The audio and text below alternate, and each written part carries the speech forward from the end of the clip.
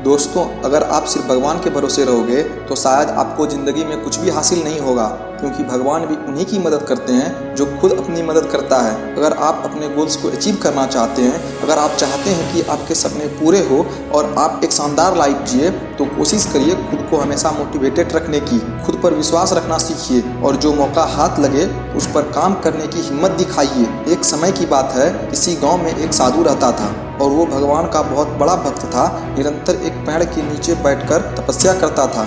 भगवान पर उसका अटूट विश्वास था और उसे लगता था कि जिंदगी में जब भी उसके ऊपर कोई मुसीबत आएगी तो भगवान खुद उसकी मदद करने आएंगे। एक बार गांव में बहुत भीषण बाढ़ आ गई। चारों तरफ पानी ही पानी दिखाई देने लगा। सभी लोग अपनी जान बचाने के लिए ऊंचे स्थलों की ओर भागने लगे।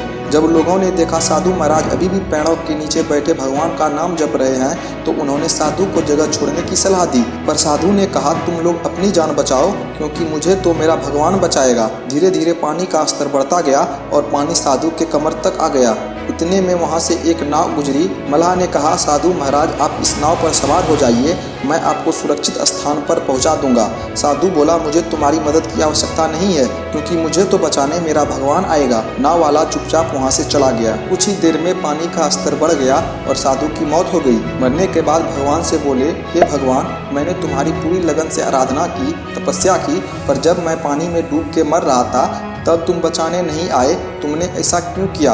मेरा विश्वास क्यों तोड़ा? तब भगवान बोले, मैं तुम्हारी रक्षा करने एक बार नहीं 2 बार आया। पहला गांव वाले के रूप में, दूसरा नाव वाले के रूप में, किंतु तुम मेरे इन अवसरों को नहीं पहचान पाए और ना ही तुमने खुद कोई कर्म करना उचित समझा।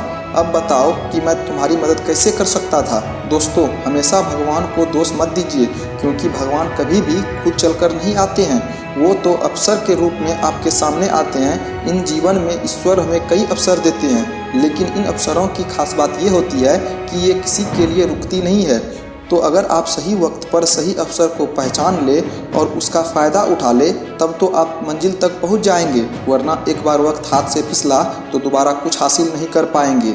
उम्मीद है इस कहानी को सुनने के बाद आप भी अपने जीवन में मिले किसी अवसर को बेकार नहीं जाने देंगे। अगर आप चैनल पर नए हैं तो चैनल को सब्सक्राइब कर लें। मैं मिलूंगा आपसे अगले वीडियो में। Thank you so much for watching this video. जय हिंद, जय भारत।